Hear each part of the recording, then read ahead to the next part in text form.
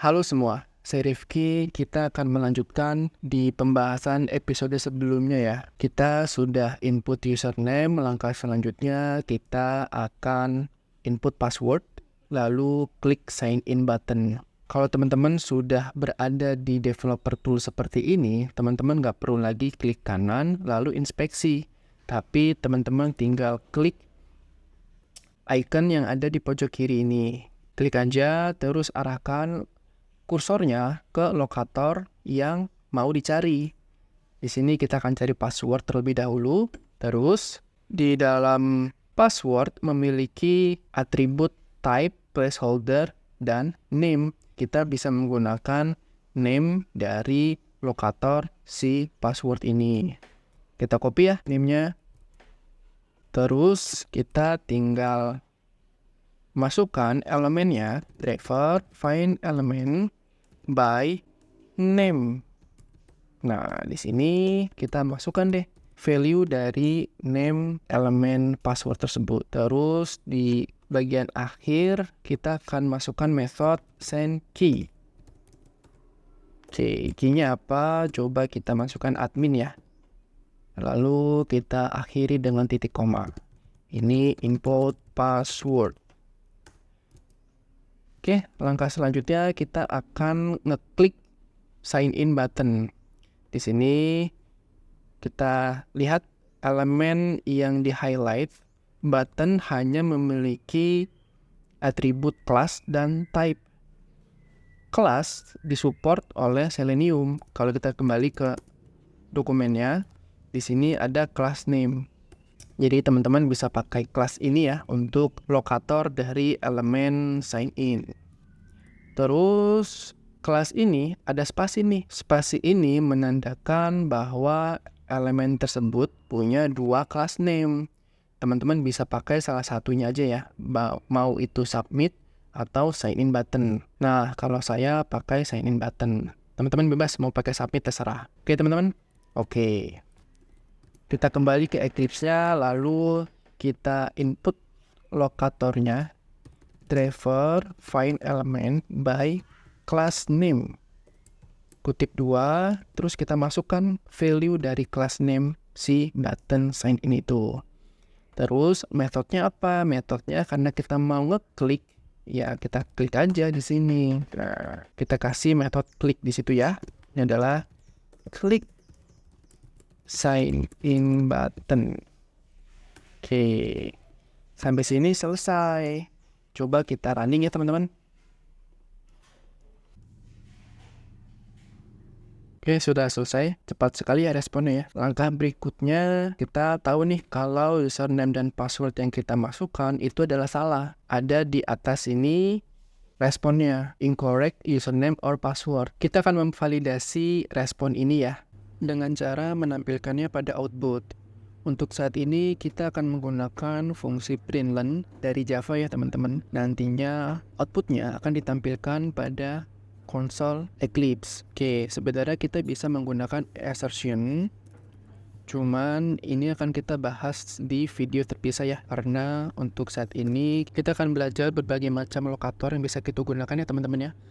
Kita udah menggunakan by ID, name, dan class name. Sekarang kita akan menggunakan lokator yang berbeda. Saya akan memperkenalkan lokator yang sangat spesial, yaitu CSS Selector dan Expats. Kenapa saya bilang spesial? Karena CSS Selector dan Expats ini penggunaannya sangat universal.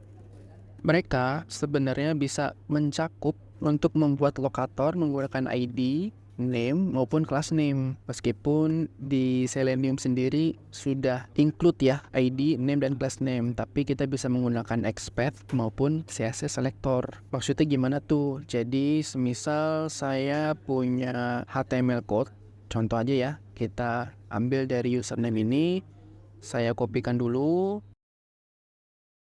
Oke, kita punya HTML code seperti ini. Saya akan pisahkan yang mana atribut, mana value, mana tag name. Jadi gampangnya, tag name itu yang berawal dari kurung buka ya teman-teman. Kemudian untuk value berada di api tengah-tengah kutip 2. Lalu untuk atributnya, yaitu gampangnya yang ada sama dengannya. Gitu ya teman-teman ya. Oke, kita mulai dari CSS selector terlebih dahulu. Jadi di CSS selector punya beberapa bentuk umum yang bisa kita pakai, meskipun di dalam HTML code-nya ini terdapat ID, name, ataupun class name gitu ya. Dan bentuk umumnya, pertama untuk class name, kalau semisal ada ya di HTML code-nya, bentuk umumnya seperti ini. Kita harus tuliskan tag name terlebih dahulu, lalu titik, kemudian value dari class name-nya apa gitu. Karena di sini nggak ada class name, adanya ID, kita bisa menggunakan ID nih. Nah, ID sendiri ada bentuk umumnya juga. ID bentuk umumnya itu tag name, lalu hashtag value dari ID-nya gitu ya teman-teman ya. Terus kalau semisal di HTML code-nya kita nggak nemu seperti ID, name, ataupun class name gitu, dan di CSS selector punya generic syntax. Sintaksnya seperti ini, tag name, kurung buka siku, terus nama atributnya apa, sama dengan kutip 2, nama value dari atributnya, ditutup dengan kutip, lalu tutup lagi dengan kurung, gitu ya. Nah, generic syntax ini gimana cara gunainnya? Contohnya ini teman-teman, di HTML code ini si input username ya teman-teman, kita asumsikan si ID nggak dideklarasikan oleh si developer, sehingga HTML code-nya hanya tinggal ini aja. Kita bisa menggunakan CSS selector ataupun expect ya, nanti kita akan bahas expect secara terpisah. Kalian bisa pilih atribut yang mana aja, dan pastikan atribut yang kalian pilih adalah unik, jadi nggak ada tuh satupun atribut kecuali yang kita pilih aja. Misalkan saya akan pilih placeholder ya. Kita ubah menjadi generic syntax. Kita tulis seperti ini. Tag name-nya apa? Tag name-nya adalah input.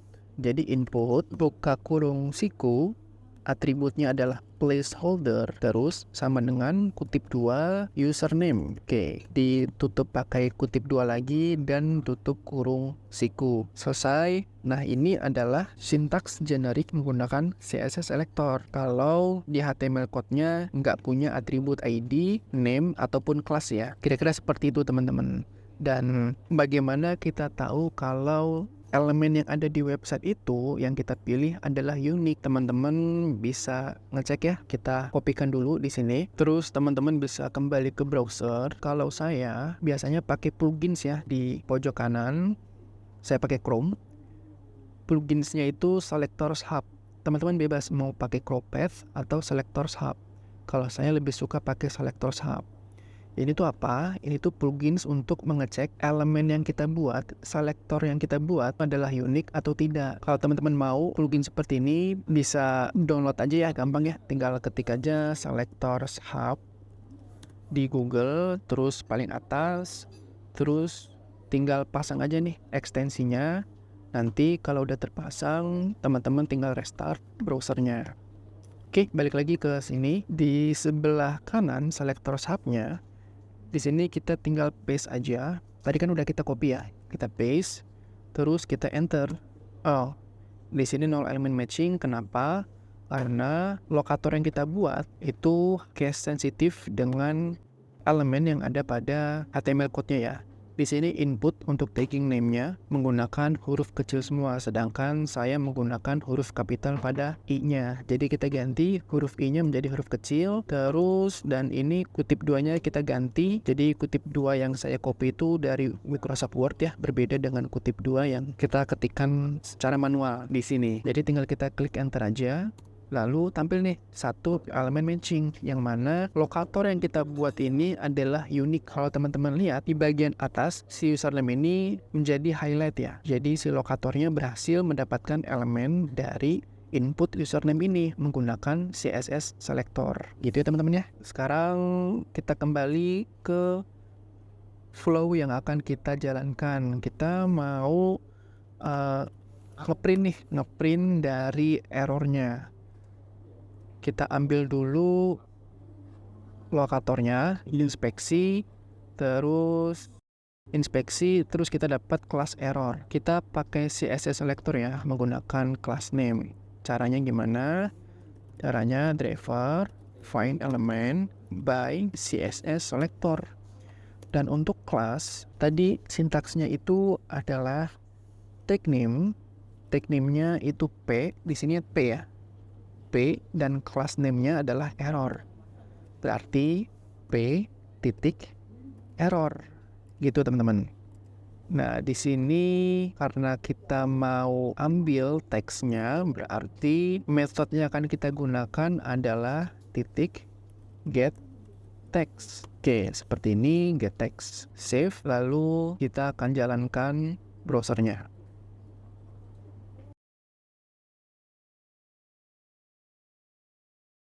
Sudah selesai, cuman pastinya ini akan error ya. Nah, error kan? Kenapa bisa error? Errornya itu no such element, unable to locate element. Berarti si Selenium ini tidak berhasil mendapatkan elemen dari lokator si error ini. Itu kenapa bisa nggak dapet? Soalnya Selenium ini prosesnya sangat cepat sekali sehingga nggak ada jeda setiap lainnya gitu. Cuman ketika kita running, misalkan seperti ini, kita reload ya. Kita running admin misalkan gitu, terus kita klik sign in, dia ada jeda dulu beberapa detik, kemudian baru muncul incorrect username or password. Makanya Seleniumnya error, soalnya ketika di sign in dia langsung nyari incorrect ini, padahal incorrectnya belum tampil, makanya dia error nih. Nah, cara biar kita bisa akalinnya seperti apa, kita akan bahas di video selanjutnya.